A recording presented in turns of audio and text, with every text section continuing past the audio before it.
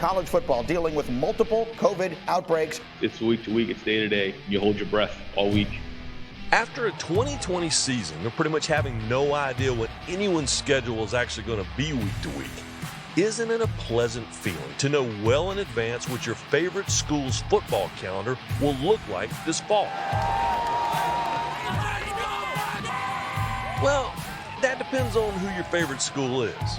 If you are a fan of the Woo Pig Suey variety, then you're hoping that last year's nightmare, an arduous agenda via an all-SEC docket, is over. Tough loss to swallow here for this Arkansas team. They will have now lost 3 consecutive games. And you'd be wrong. The Razorbacks will once again walk the razor blade of college football's most intimidating itinerary. But misery loves company, and 3 of this year's top 5 hardest schedules are in the SEC. The other 2 are from the ACC, bringing a whole new meaning to the term Southern Fried. Some hardy folks have gathered here, and it's a festive mood. Full crowds are back, and in theory, so is a home field advantage. In 2019, 5 schools topped 100% stadium capacity for the season. 4 of them posted a combined record of 26-2. But the number 1 team on this list, Nebraska, at 103% stadium capacity, was 3-4 in Lincoln. So you kids out there, when the coach says you got to give 100%, do not go over that. 103% totally doesn't work. There is good news when it comes to booking an ambitious almanac of autumn appointments. The payoff is the playoff. Of the 28 CFP participants, only 5 started the season ranked lower than 50th in preseason strength of schedule, and only 1 of those teams won it all, Ohio State in the inaugural playoff of 2014. How's the saying go? Fortune favors the bold? Well, in college football, being bold with one's schedule just might deliver a fortune.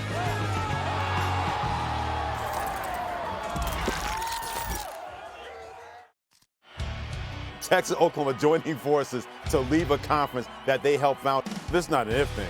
They're gone. Oklahoma and Texas in the SEC.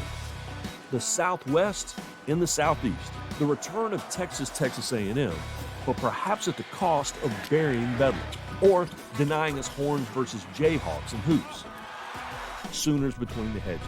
The Tide rolling into Austin. All while a Big 12 that wasn't actually 12 digs in its boots to ward off outside invaders. College football will be better off when we have 3 to 4 super conferences and the NCAA will be no more.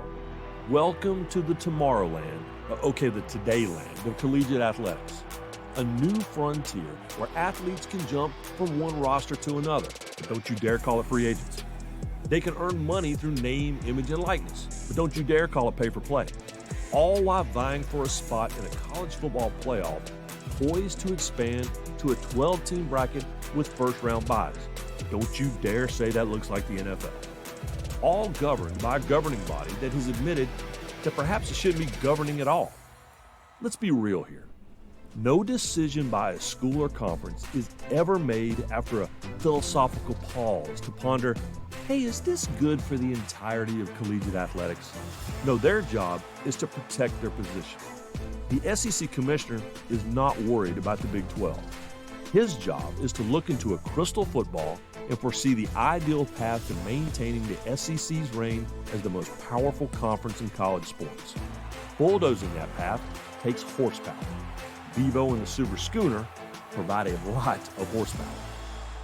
If you're in this business now, you're going to have to start thinking bigger. A junior NFL and a junior NBA. That's what the SEC is going to become.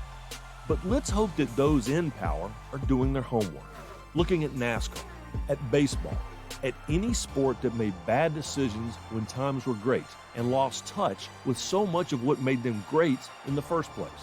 Because whether you watch, work, or compete in college sports, we do so because at some point we fell in love with a team, a school, our school. That's why we all want the game to grow, evolve, and survive, so that perhaps one day our children and grandchildren will love it too. Let's just make sure that after all that growing, evolving, and surviving, that we can still recognize whatever sport it is that comes out on the other side of it all. Thanks for watching ESPN on YouTube. For live streaming sports and premium content, subscribe to ESPN+.